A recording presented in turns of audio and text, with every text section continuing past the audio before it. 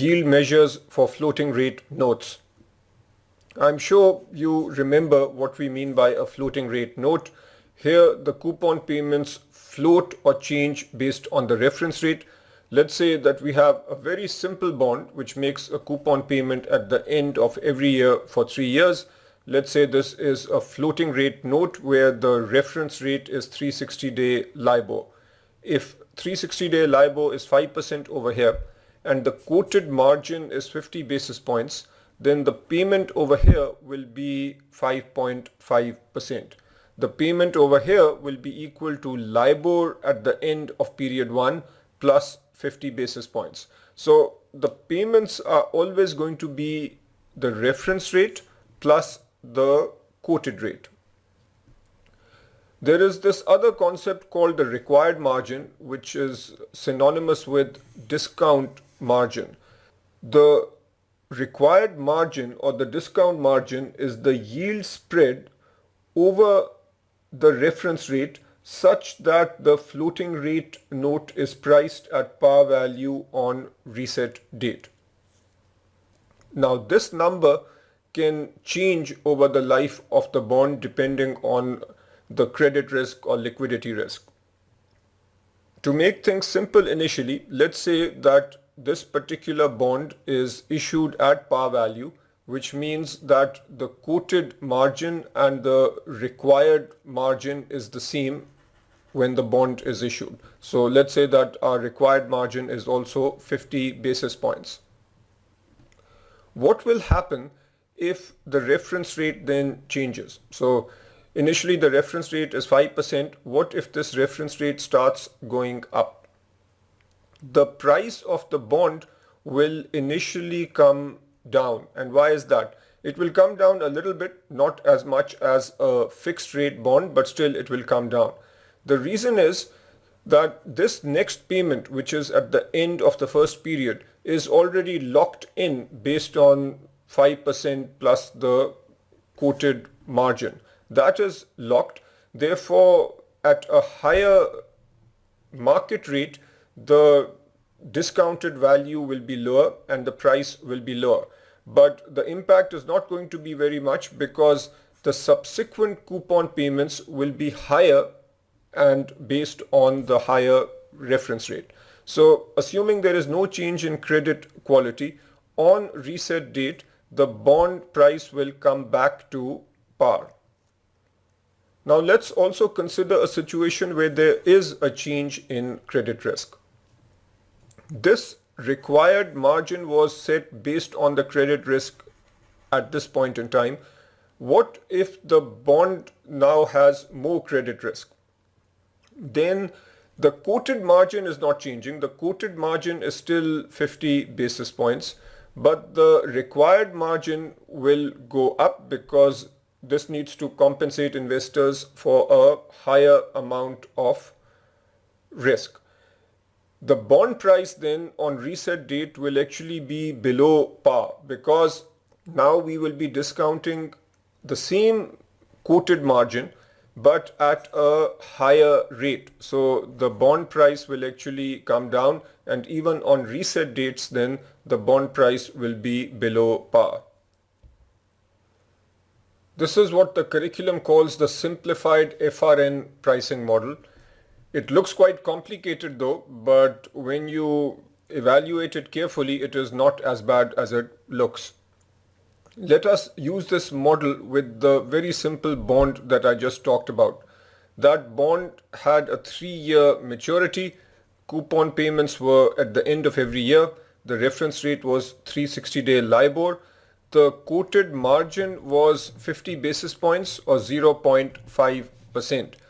The periodicity was 1 because we just have one payment per year. Now if you look at this model, all it is saying is that the present value is equal to the present value of all the cash flows. So look at this first expression, index, which is 360-day LIBOR, plus the quoted margin, which is 0.5%, into the face value. All that is giving us is the coupon payment divided by M, but M is periodicity, which is 1. So we can get rid of M. If we had 2 payments a year, then M would be 4. But this is the first coupon payment, and this is discounted based on the discount margin or the required margin. And that makes sense. If the credit risk goes up, then the discount rate needs to go up based on this number. So the first coupon payment is discounted at 1 plus this expression. The second coupon payment is discounted at 1 plus the rate squared, and so on. The final number is discounted based on 1 plus index plus discount margin raised to the power of n. N in our example would be 3, and we also add the face value because that is the final payment. So this is not too bad if you think about it. The simplifying assumptions made here are as follows. The present value calculation is on reset dates. So if we have 3 reset dates, we are doing these calculations only on the reset dates, not between the reset dates. We use a 360 day count convention, and we are using the same reference rate for all periods. Here is how you can think about this question. We have a 4-year bond and it pays 3-month Euribor plus 1.25%.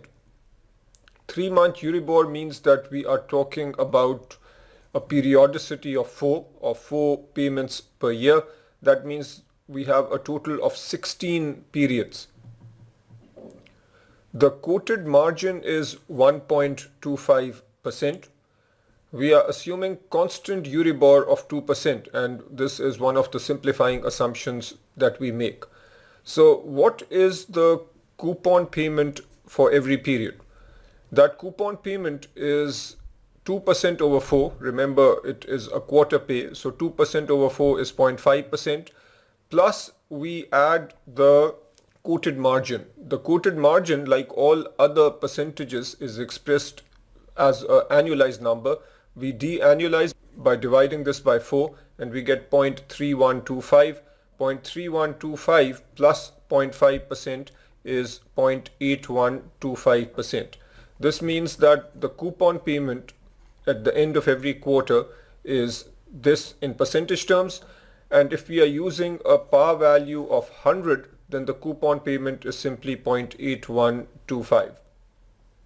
Now what we can do is recognize that this bond is currently priced at 98. So we can use our financial calculator, plug in present value is equal to minus 98, n is 16 because we have 16 periods. This is the payment that we just calculated. Future value or face value is 100, and you compute I. What you will get for I is 0.9478%. That is the rate for one period. We annualize by multiplying by 4 and we get 3.79%. So this is the overall yield which will give a price of 98. We, however, need to find the spread. So the spread is 3.79% minus the Euribor or the index, which is 2%. So the spread is 1.79%. Notice that I have not used the formulas from the curriculum. I think those formulas make life a little bit difficult. As long as you understand the concept and you know how to use your financial calculator, I would strongly recommend that you solve these problems using this method. Yield measures for money market instruments. This, I think, is a very good definition of money market instruments. Money market instruments are short-term debt securities. They range in time from overnight sale and repurchase agreements, which are repos, to 1-year bank certificates of deposit. Money market instruments also include commercial paper, government issues of less than 1 year, bankers' acceptances, and time deposits based on such indices as LIBOR and Euribor. Now you need to understand the difference between bond market yields and money market yields. As we've discussed, bond market yields are annualized and compounded. Compounded means that if you have payments twice a year, then we compound those payments. Money market yields, on the other hand, are annualized and stated on a simple interest basis. So this part is the same, but the yield is stated on a simple interest basis, and I'll run through some examples which show you exactly what that means. Bond market yields are calculated using standard time value of money analysis. With money market yields, we have non-standard calculation, which we will discuss, and we have the concept of a discount rate or a add-on rate, which we will also discuss. Bond market yields are stated for a common periodicity for all times to maturity. The most common periodicity for bonds is 2, so we assume 2 payments a year. With money market instruments, there are different times to maturity, and therefore we have different periodicities for the annual rates. And again, this is something we'll go over. Now let's, through some examples, understand the points that were just made. Let's start with a very simple US T-bill. This is a short-term money market instrument, and it is quoted based on a discount basis yield. This is something you've also seen in quantitative methods, so I hope this is a review. We have a 91-day US T-bill with a face value of 10 million, quoted at a discount rate of 2.25% for an assumed 360-day year. So what is the price of this bond? This is the formula that I hope you remember. The discount rate is quoted like this. I'm going to break this into 2 parts. This is part 1 and part 2. Notice that FV minus PV stands for the discount. That discount of the price relative to the fair value or relative to the face value is divided by the face value. Now this is a non-standard treatment because normally the difference between price and face value is divided by the initial investment. Here we divide by the face value. And then this number is annualized using simple interest by multiplying the number of days in a year divided by the number of days that this bond is outstanding.